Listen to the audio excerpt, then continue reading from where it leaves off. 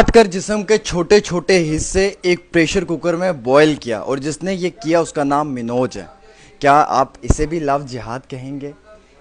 क्या आप में इतनी हिम्मत है कि आप ट्वीट करेंगे कि लव जिहाद मुंबई के अंदर हो रहा है और मिनोज ने एक लड़की को जो है वो टॉर्चर किया, उसको मारा पीटा, उसका कत्ल कर दिया और उसके जिस्म के छोटे छोटे टुकड़े कर कर एक प्रेशर कुकर में बॉईल तक भी किए।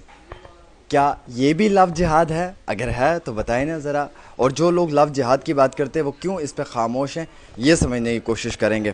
फ़िलहाल के तौर के ऊपर एक लड़की है, हम उसका नाम तो नहीं ले सकते हैं अभी, उसके जिस्म के छोटे छोटे हिस्से किए हैं एक शख्स ने जिसका नाम मिनोज सहानी है, जो उसका लिविंग पार्टनर था मुंबई के अंदर। और इतला ये निकल कर आ रही है कि ये कत्ल जो है ये मीरा रोड के ऊपर हुआ था। पुलिस ने इन्वेस्टिगेशन की थी जिसमें कि 32 साला उस औरत के साथ जुल्म हुआ था, ज़्यादती हुई थी, जो मिनोज सहानी की पार्टनर थी। हालांकि इस मिनोज सहानी ने इसका कत्ल किया, इसके जिस्म के छोटे छोटे हिस्सों को एक मिक्सर से एक ट्री कटर के साथ जो है वो काट कर एक कुकर में डालकर उसको जो है वो बॉयल तक भी कर दिया। और उसके बाद मैं आपको ये बताऊंगा कि जब पुलिस ने वहाँ पर उस पूरे मामले में छानबीन की तो उन्हें एक ट्री कटर भी मिला। वो ट्री कटर जो है वो इसी मनोज के अपार्टमेंट से मिला। अक्षा इंग्लिश बूस्टर में खास क्या है? ये इंग्लिश स्पीकिंग कोर्स पर मुबनी उर्दू और कश्मीर तर्जुमे के साथ साथ एक कन्वर्सेशन किताब है। बच्चों को रटा लगा कर याद करने की ज़रूरत नहीं, बल्कि इंस्ट्रक्शन से ही उनकी स्पीकिंग एबिलिटी बूस्ट होती है। इसमें वही कंटेंट है जिसका हम डेली लाइफ में इस्तेमाल करते हैं। कलर प्रिंटिंग के साथ साथ 3 जुबानों में ग्रामर है। अगर आप इस किताब को मंगवाना चाहते हैं तो दिए गए नंबर पर राब्ता करें। आकाश गंगा बिल्डिंग में से, और जहाँ पर विक्टिम की बॉडी के कुछ हिस्सों को भी जो है वहाँ पे रिकवर किया गया। हालांकि उसमें विक्टिम के बॉडी के कुछ हिस्से तो नहीं रिकवर हुए, पर एक टांग और कुछ हिस्से ज़रूर जो हैं वो रिट्रीव किए गए हैं। और साथ ही साथ कुछ विक्टिम के बॉडी के जो हिस्से हैं वो किचन से भी तलाश किए गए हैं। और हालांकि फ़िलहाल उन्हें जो है वो सीज़ करके सर जे हॉस्पिटल मुंबई में फॉरेंसिक एनालिसिस के लिए भेज दिए गए हैं।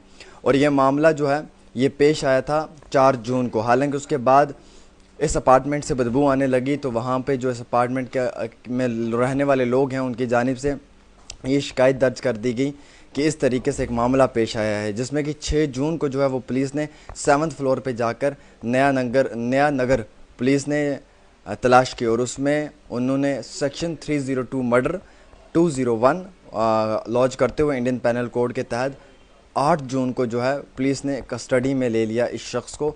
और फिर थाने कोर्ट ने 16 जून तक इसे रिमांड पे भेज दिया। 16 जून को जो है वो इस शख्स ने इस चीज़ का इकरार भी किया और लगभग पिछले 10 साल से ये कपल एक साथ रह रहे थे। और जो ये मिनोज सहानी है ये 56 ईयर्स ओल्ड है और ये एक औरत के ऊपर डोमेस्टिक डिस्प्यूट्स भी करता था।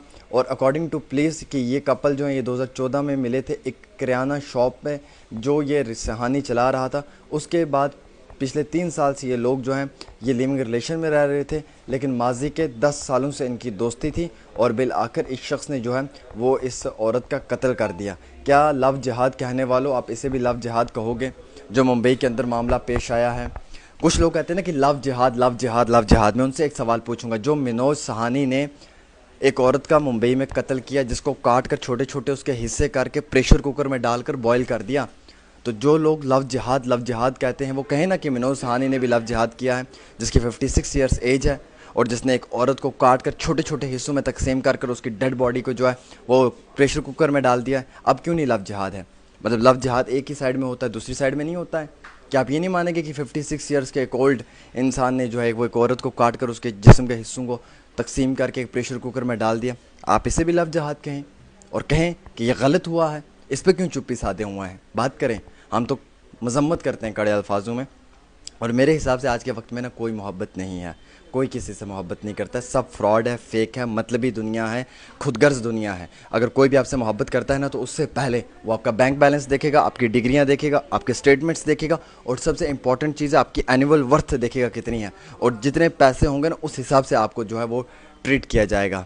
इसीलिए तो मैं कभी कभी कहता हूँ ना कि हैश डॉक्टर बेवफा थी। वो इसलिए कहता हूँ कि लोग आज के ज़माने में ना पैसे से आपको तोलते हैं और अगर आपके पास पैसा है तो आपकी कीमत है, अगर आपके पास पैसा नहीं है तो आपकी कोई औकात नहीं है जनाब।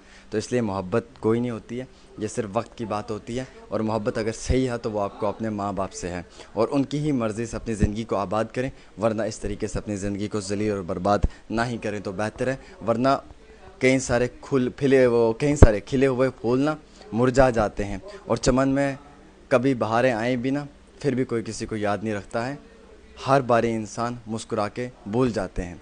एक ख़ास रिपोर्ट आमिर सुहेल के साथ।